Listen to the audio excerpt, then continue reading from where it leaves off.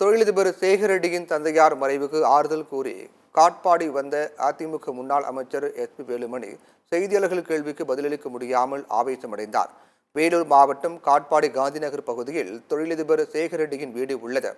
அவரது தந்தையாரின் மறைவுக்கு துக்கம் விசாரிக்க வந்த அதிமுக முன்னாள் அமைச்சர் எஸ்.பி. வேலுமணி காட்பாடி வந்தார்.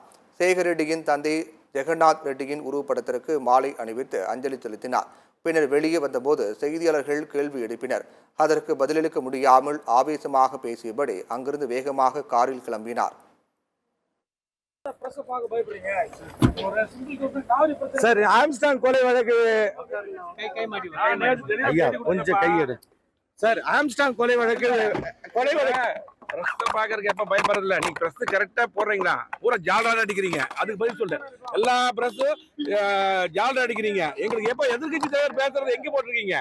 அதெல்லாம் வேண்டாம். அதெல்லாம் பாருங்க, நீங்க கேட்டல நாங்க தெளிவா நேத்து பார்த்தாச்சு. நீங்க இன்னும் நல்லா இருக்கிறத எடுத்து போடுங்க. அப்புறம்